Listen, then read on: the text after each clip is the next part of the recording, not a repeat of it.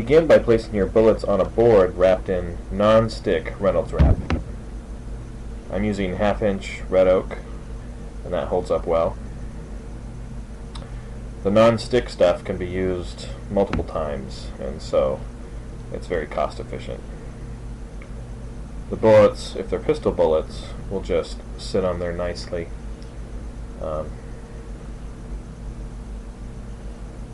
a couple fall down, it's pretty rare. Just set them back up.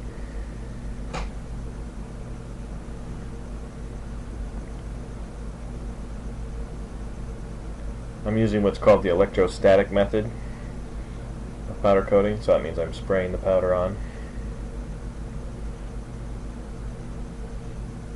Which requires attaching this lead to the tinfoil so that the electrical charge can touch all those bullets and trap the powder.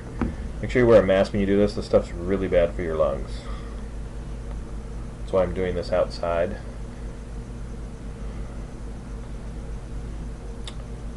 Attach your air compressor to the gun. It's supposed to take like 30 psi. You step on the little pedal there and spray, and it will cling to anything that's charged by that lead. So the powder is sticking to all the bullets right now, and you kind of got to spray it quite a bit to get all the edges and all the loop grooves covered and coated. But it only takes about 30 seconds.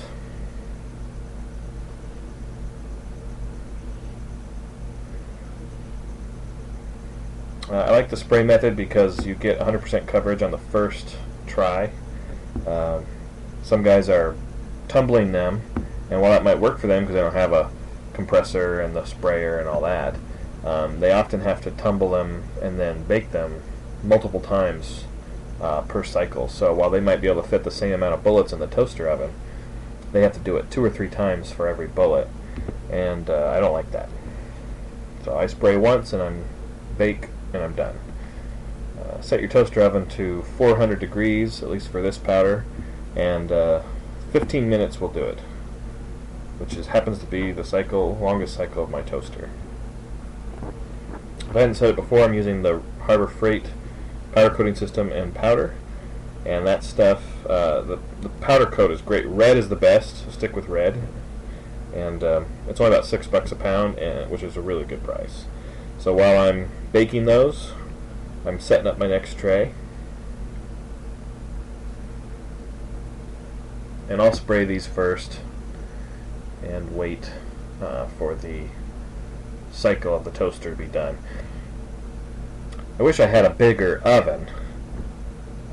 My limiting factor right now is the size of my oven. I can only fit that size board in there, and if I could have like a full-size oven like you'd use in your kitchen, I could bake probably 2,000 bullets on 2 trays all at once, and I could be done in one cycle. But you don't want to use your kitchen oven for this.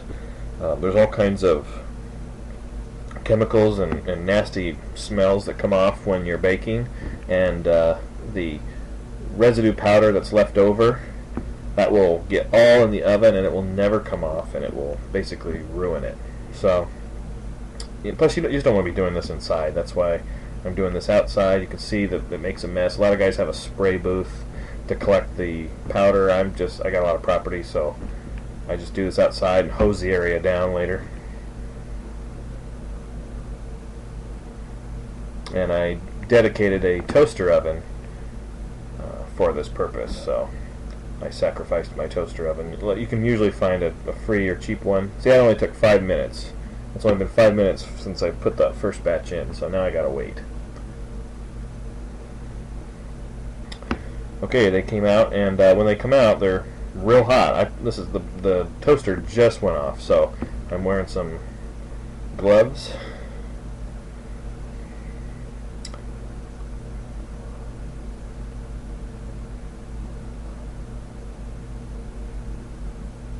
And when you pull them out, they're still soft because they have not fully cured. They've reached enough heat at least with the red, different powder coat colors have different requirements. Black might take twice as long. But be careful when you pull them out, because they're real sticky and they'll stick to each other, and they'll stick, if they fall over, they'll stick to the foil, and you probably have to scrap that bullet. So those came out. I'm going to put the next batch back in.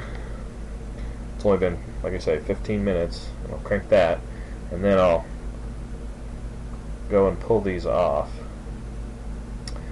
Again, they're still cooling down, but it's only been, what, like 30 seconds. I'm going to bring them inside my workspace, and I'm just going to test them for tackiness. I like the red because it cools down quickly, it cures quickly, and 15 minutes is just fine. So I'm just still testing for tackiness. These bullets are real hot. You wouldn't want to do these without gloves. If you did this right now, you'd burn your hands, because they're about 400 degrees. So I'm going to pull one off and test it. It's still a little soft and hot, but it's actually okay. Even though it's soft, it's starting to solidify, and they will be just fine if they, like I say, it only takes a minute or two for them to cool down. That's why I like the red again. The black, and that was the only other color I've tested so far, seems to stay soft for a while. You got to give it time to cure. So now I figure I can start pulling them off quickly. I'll get a handful. They still will kind of stick to each other a little bit, and you don't really want to give them too much of a chance to do that, because that'll kind of make them, it'll kind of ruin the perfection of the finish. So I take them and I just shake them up in the pan, in a metal pan. And also, when you start when it starts cooling down a little bit more, you're going to start taking more of the powder coat that's on the tin foil. It's going to start coming with the bullets more and more. I've never been able to do it fast enough where that didn't happen, and it creates kind of, some people call it a flashing, where there's a little bit of residue around the base, and that'll come off when you size them. But also, I find that shaking the pan up in a metal pan like that, it knocks all the flashing off. The flashing gets hard when it dries. The powder coat is hard, and it sticks to the bullet really well, which is what provides your protection, your barrier in the barrel, so it doesn't lead. But I just shake it up, and that knocks the flashing off, and I'll shake it up real good before I'm done. You can see with the pistol bullets, it doesn't, that's the flashing I'm talking about, by the way. The pistol bullets, I don't worry about coating the bottom. Some people, if they tumble coat, they like that the bottom is covered, and that's fine. But I don't feel I need it, and I've shot probably over 1,000 of these so far, and I have not got any leading. So even out of a lever gun, a long rifle barrel. So even with the increase in velocity, there's no leading in the barrel because the base is exposed, and I don't need gas checks either. I think my 357 mag loads, which is what these bullets are for, I think it goes about, I'm getting about 1,400 feet per second out of my Model 92, and out of my 3-inch revolver I'm only getting about 1,000 feet per second, but again, no leading. So now, if you act quickly, you can save the tin foil for another round. So it's still kind of soft because that tin foil is still really hot. So I'm just peeling it off. Within a few seconds of being peeled off of that tin foil, it's going to be hard and brittle and just break up. But while it's still on the tin foil, it's still kind of soft because it's hot. And you don't have to get it perfect. I mean, you'll probably use the same sheet of tin foil 4 or 5 times, and then it probably just can't do it anymore. I don't know if it stops sticking. Right after this batch, I'd used that tin foil 4 times already, so that's the 5th time, and the tin foil just died. It didn't peel off anymore. So here I'm comparing the sizes of the bullets as I cast them to the powder-coated bullets. So as cast, they're a little oblong, between .357 and .360, and then the powder-coated bullets, some are .357 as well. They didn't seem to be get much coating on that side, but it'll go up to like .363 or so. So potentially 3 or 4 thousandths thick. I sprayed it on pretty good, but that's a little too fat and also not round. And it's nice to use the Lee push-through sizer on a single stage press. Sets up real quick. And you don't need to add any lube because the powder coat, especially a gloss powder coat like the Harbor Freight Red, is super slippery on its own. Make sure your bullets cure completely. Give them, several hours before you do this because they might still be a little soft. But I just grabbed a handful for the video. But just pushing through the sizer. Like I say, no lube. Everything stays clean, which is real nice. A little bit of that flashing will come off, but that's okay. It's just it stays on the Ram Prime or the Ram, whatever that thing is, on the bottom.